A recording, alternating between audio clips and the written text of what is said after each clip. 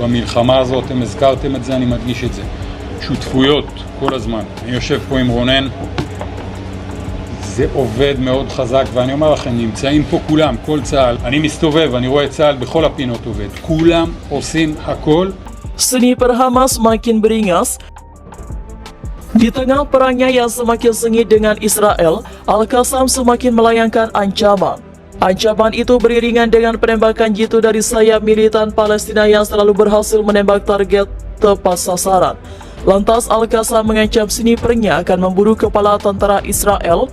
Hal tersebut disampaikan oleh juru bicara militer Al-Qassam yakni Abu Ubaidah melalui pernyataannya pada Rabu 8 November 2023.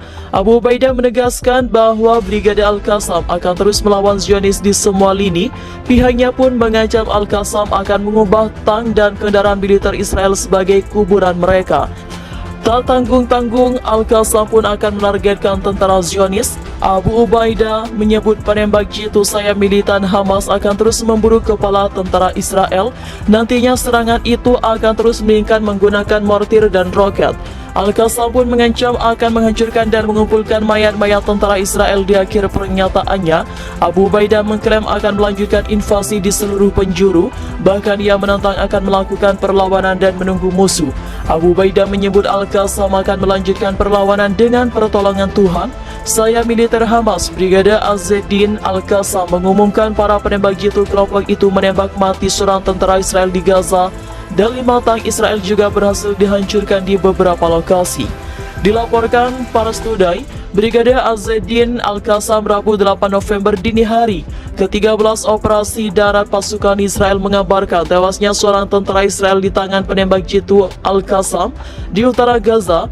Di hari ke-13 operasi darat, pasukan Israel mengklaim telah mengalami kemajuan signifikan, namun mereka terus mendapatkan pukulan keras dari pasukan perlawanan Palestina di berbagai wilayah di Gaza. Brigade Al-Qassam juga mengabarkan dalam 24 jam terakhir, pasukan perlawanan Palestina berhasil menghancurkan 15 kendaraan militer Israel di dekat kamp pengungsi Al-Sati dan Beit Hanon. Pada saat yang sama, pasukan perlawanan Palestina menghujani pasukan Israel yang memasuki wilayah Gaza dengan mortir di beberapa lokasi. Membalas berlanjutnya kejahatan rezim Zionis di jalur Gaza, kami menggempur kota Tel Aviv dengan roket dan rudal. Hingga siang hari ini di hari ke-30, operasi Badai Al-Aqsa, 2 tank dan 1 kendaraan pengangkut personel dihancurkan di utara Bundaran Al-Tawam dengan roket Yasin 105, kata Al-Qassam. Selain itu, pasukan perlawanan Palestina juga menghancurkan 2 tank Israel di barat daya kota Gaza dengan roket Yasin 105 dan sebuah tank lain di wilayah Al-Salati. Barat laut Bet Lahia dihancurkan dengan roket yang sama. Penembak jitu terbaik dari pasukan pertahanan Israel IDF bernama Barik Yaril dikabarkan tewas. Yaril gugur setelah adu sniper melawan penembak jitu Hamas.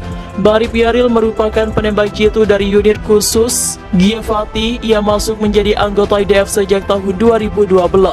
Namun kini, Yaril harus gugur karena melawan penembak jitu dari Hamas. Kabar yang beredar pada Rabu 8 November tak dijelaskan kapan dan di mana adu sniper tersebut terjadi. Diketahui sebelumnya bahwa kapten penembak jitu dari IDF juga telah tewas. Ia adalah Yair Edo yang merupakan keponakan dari Perdana Menteri Israel Benjamin Netanyahu. Kapten Yair Edo terbunuh di Gaza selama pertempuran aktif melawan pejuang Palestina. Diketahui ia adalah pemimpin unit menembak jitu infiltrasi mendalam di Gaza. Bahkan Edo sempat dianggap sebagai penembak jitu berbahaya. Dilaporkan pula bahwa Netanyahu terkejut dengan kabar tersebut. Namun hingga kini pihak Tel Aviv belum memberikan tanggapan terkait kematian Edo. Agresi yang dilakukan militer Israel kepada Palestina kini telah menjadi atensi seluruh pelosok dunia. Sebanyak puluhan korban jiwa tewas akibat serangan yang dilakukan Israel pada Palestina. Disinyalir, ribuan tentara Israel dikerahkan ke perbatasan Gaza untuk menghadang pergerakan Palestina jadi pemicu konflik. Kelompok bersenjata Palestina Hamas pun menolak untuk mundur. Melansir Kompas.com, pasukan Hamas mengancam akan terus melanjutkan serangan roket ke kota-kota seperti Tel Aviv. Ancaman pasukan Hamas ini membuat Israel makin gencar melakukan dominasi. Meski kelihatannya sangar, pasukan militer Israel rupanya memiliki kelemahan. Kelemahan militer Israel terletak pada kekuatan para penembak jitu atau sniper Hamas. Ya, kekuatan penembak jitu atau sniper Hamas itu sudah terdengar hingga ke telinga tentara Israel. Kabarnya saking senyapnya pergerakan para sniper terbaik ini, tak ada satupun pejuang Hamas yang mengetahui identitas sang penembak jitu. Para penembak jitu itu selalu menumpukan serta melumpuhkan musuh dalam senyap. Diketahui sniper Hamas pernah menembak jatuh tentara Israel di jalur Gaza. Serangan yang dilakukan sniper itu merupakan serangan pertama kali oleh Hamas yang telah menggempur Israel sejak tahun 2014. Para pejuang Hamas sendiri tak pernah tahu siapa pelakunya. Hal inilah yang membuat Israel merasa bak salah pilih lawan. Kemampuan para sniper Hamas ini memang tidak main-main. Untuk ukuran persenjataan saja, para sniper Hamas patut ditakuti oleh musuh. Diketahui jenis senjata yang digunakan para sniper Hamas berasal dari Australia dan Iran yang sudah terbukti kekuatannya. Para sniper Hamas ini diketahui menggunakan senapan Steyr HS-50 buatan Australia dan Sayad 2 buatan Iran. Untuk jenis senapan Steyr HS-50 memiliki akurasi tembakan yang akurat pada sasaran sejauh 1,5 km. Senjata Steyr ini juga kabarnya digunakan oleh pasukan sniper Brimob Polri di Indonesia.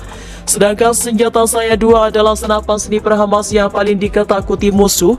Pasalnya Sayad 2 memiliki kekuatan yang mampu melontarkan peluru hingga mampu melumpuhkan musuh pada jarak 2 km. Tidak hanya itu, sniper Hamas dikabarkan menggunakan Sayad 2 lantaran kemampuannya yang mampu melontarkan peluru hingga menembus material keras seperti tembok.